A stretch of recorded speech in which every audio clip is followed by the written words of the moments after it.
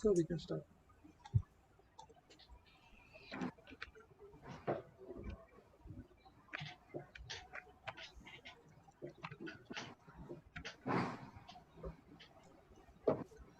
Gopi sir, we can start. So we can start. Yes, very good evening to all of you. For all of you who have joined us, it's really been a great interaction. First of all, welcome to Margaret and Nigel.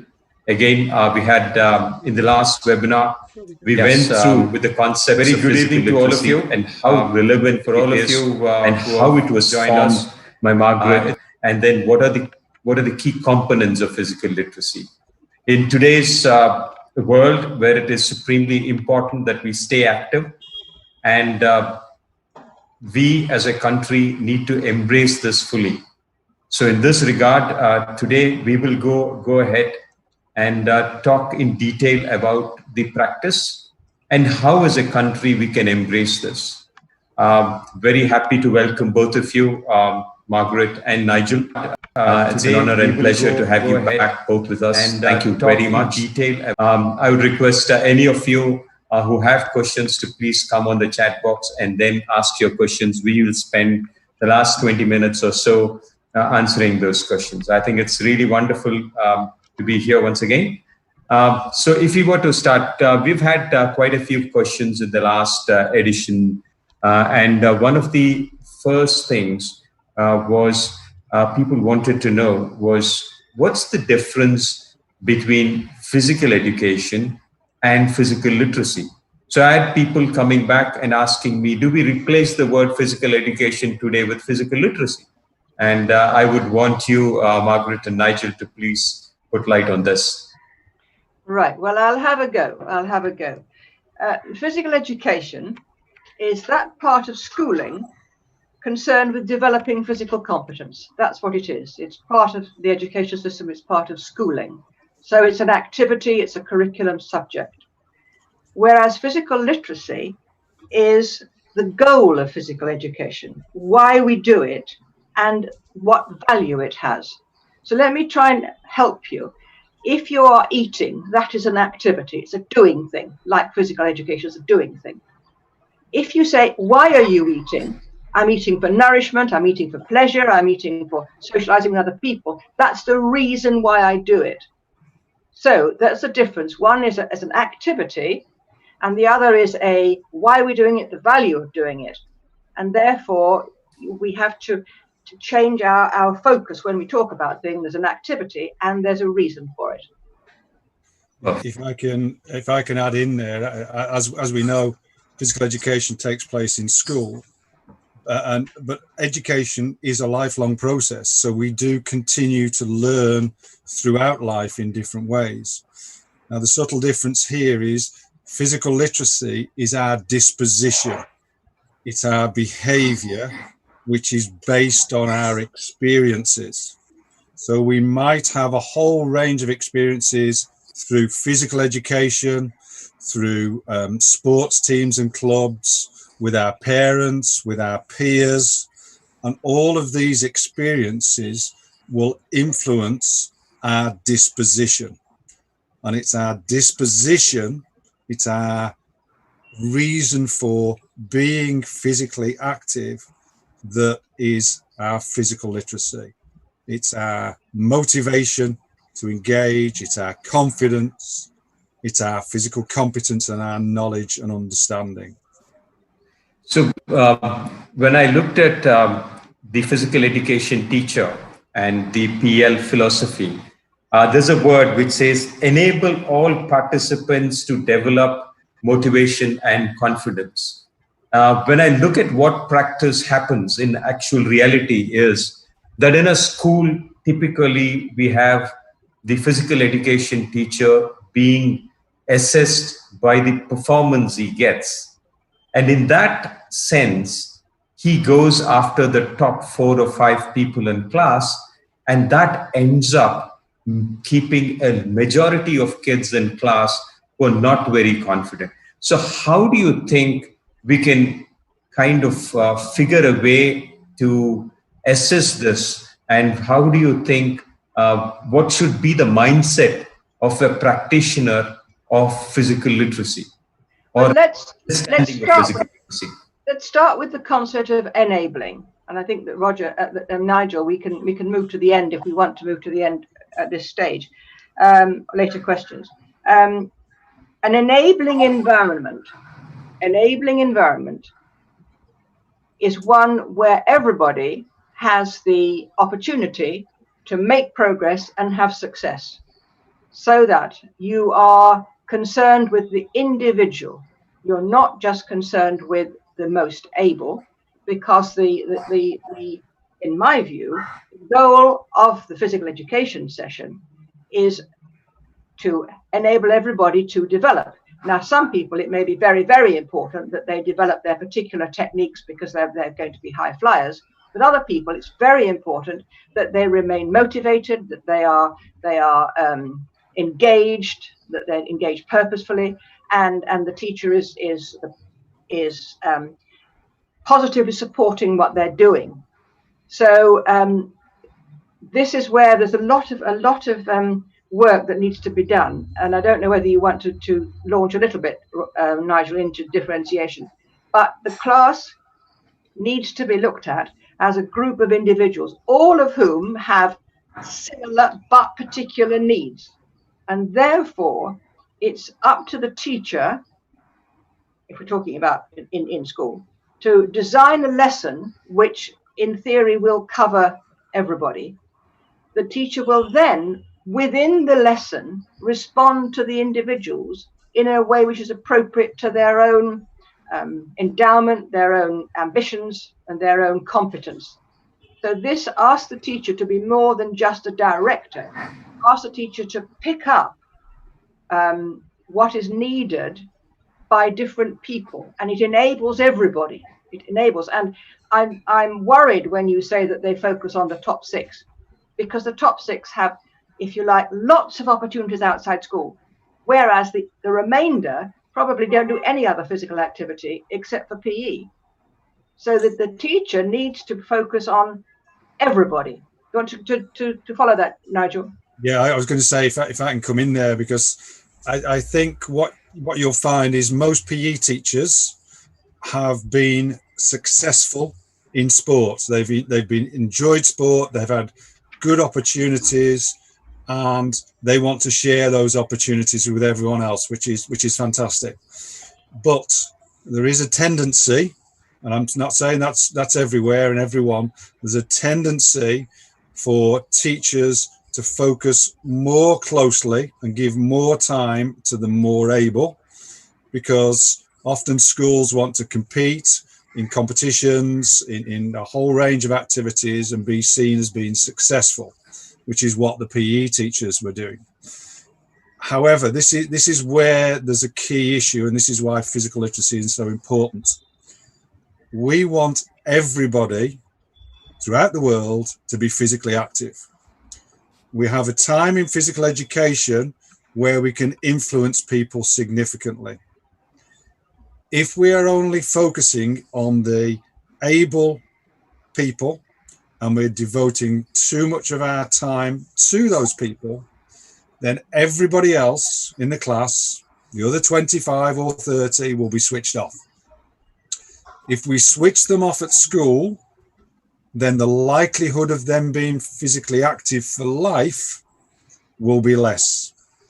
So as Margaret rightly said, the teacher has got to create a positive environment that the children enjoy, develop, grow and flourish, and where everyone is included.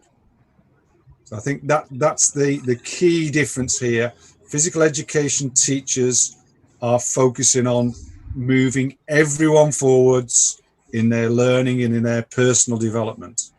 If we do that right, that will give them a motivation to be more physically active for life. So in effect, there was one question which had come up. How do you deal with differently abled and girl athletes? So if I understand you correctly, it basically says it's not anybody. Their ability doesn't matter. wherever they are in their physical abilities, each one's experience should be rich enough so that they continue this activity for life.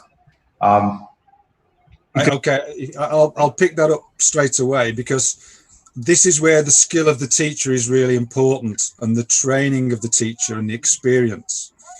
Unfortunately, what we see in many teaching situations is the teacher teaching in a very disciplined manner, teaching specific skills where there's lots of cues and limited activity, and everyone being expected to do the same. And that's where we're wrong, okay? Because in that class of, let's say, 30 children, you will have a whole range of experiences and capabilities with the children. And what the teacher has to do is provide experiences for each one of those children that challenge them, that enthuse them, that interest them, and that allow them then to develop and become more confident, competent, knowledgeable, so that they're motivated to do it, to take part again. Can you talk about the core tasks thing? Because I do think the core task, I think, is a good example, because we have to be realistic, Gopi. It's very difficult to teach 35 lessons at the same time. It's impossible. So we are asking the impossible. But Nigel's going to explain this core tasks, which gives a manageable structure, and there may be some subgrouping in what he's going to say. But I think it's a useful example of what we call differentiation, which is a very important word in relation to catering for everybody. So I should go on, Nigel. Yeah, so as you know, Gopi, I've been working with a number of schools, heritage schools, and one of the key things we look at is a core task, an authentic core task. So at the start of a unit of work, a series of lessons, the children are given a fairly open task, and that allows the teacher to stand back and to look at these children from a physical point of view, from an affective point of view, and a cognitive. So it gets us to look at how motivated they are, how confident they are, what they know about tactics or what they understand about health and fitness and so on, as well as their physical skills. And what you'll tend to find within a group of 30 children is you'll have a few who stand out immediately as being quite competent. You'll have a few who stand out immediately as possibly struggling in one or more aspects there. And then you'll have possibly the majority of the group in the middle. So therefore, if you give everyone the same task and you base it at the ones in the middle, the ones at the top end who are more capable get bored and lose interest. The ones at the bottom end find the challenge too hard and so switch off. So straight away you are losing people. If you target the top end children, the smaller number, then you start to lose the majority. So the teacher has to have the skills to use different, what we call pedagogical approaches, so different strategies to give different tasks to different groups of children. So an example I used in a cricket session, we had one boy who was struggling to bowl, but we had some others who were very good cricketers. So I asked one of the good cricketers to teach the boy who wasn't as good. So that's developing him as a coach. And he was brilliant. He came up with lots of different ways to help this other boy. But it's also giving individual attention to the young boy who was struggling. And that's managing two of the children. And I can let them work then while I'm giving other tasks to other children in the class. So it's really important to be very flexible as a teacher and to know your children. Margaret? Just to say that certainly we encourage students, when I've been working with students, to look at the possibility of having work cards. So we could have the teacher teaching the broad lesson, aware that some of the class will need to break it down, and there'll be some simple tasks which feed into the core task that they can go and practice. Now, you just need to be able to move your feet or whatever it is. And then there also could be work cards where, for the most able, you could challenge them to speed things up, to have more people involved, or whatever it is. So they learn to, and this is very important, they learn to realize their own potential and to work themselves on what they're trying to do. I'm worried about too much direct teaching, because when the teacher is no longer relevant, then the young people are not going to be able to set their own goals, set their own tasks, and evaluate how they're getting on. So these work cards are one way in, only one way. There are all sorts of things, ways of doing it, where they can realize that they need to practice this, or that they've got the potential to go further. And so these work cards. Yeah, so for me, actually, it reminds me, Nigel, when you were speaking, because much of the sport which I have learned, apart from badminton, whether it's football or whether it's cricket, and a bit of badminton as well, much of it was learned by a senior athlete or a senior person in the neighborhood whom you watched, who could give a tip, and then he was coaching you. So there was no formal coaching as much. It was mostly about watching and learning, watching, imitating, and these were big faculties which were very important in learning. Somehow, when you are in school and you expect a teacher to teach you everything, then these are very big components which you kind of tend to lose out. Is one thought which I had when Nigel was talking. But I think this comes back to me one question which is important. I think at these times we've spoken about, and as people who are teaching physical education, who's taught physical education teachers and who've been in the profession, I think we've spoken about PE. But we as a country we need to be active. We need to be physically more active because of whatever our new found economy, or whether it's our digital entertainment modes, or lack of facilities. But what do you think would be needed as a country to be done by the various people to ensure that physical literacy and physical activity basically for everybody becomes a reality? Do you want to start with some advocacy, Nigel? I was just going to come back, Gopi, because one of the things we talked about yesterday was the importance of play for young children. And you discussed how you would go outside and you would join with a number of your friends, and you would go to a particular area and you would make up a game, or you would play something you'd played before. Yeah, I think for all of us, Nigel, when we are playing in an apartment, I think this many people could relate, because much of what is said is that when you play unstructured sport, you actually are losing out on time. So it's the word which people would say is bekare, or it's useless.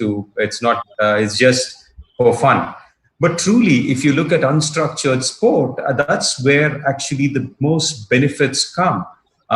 If you're not a professional athlete, I think the most benefits come out of unstructured sport, because what you're learning is by watching and imitating. What you are going out, because we go out, we call for people, your skills of persuasion, you probably have to convince their parents to send them.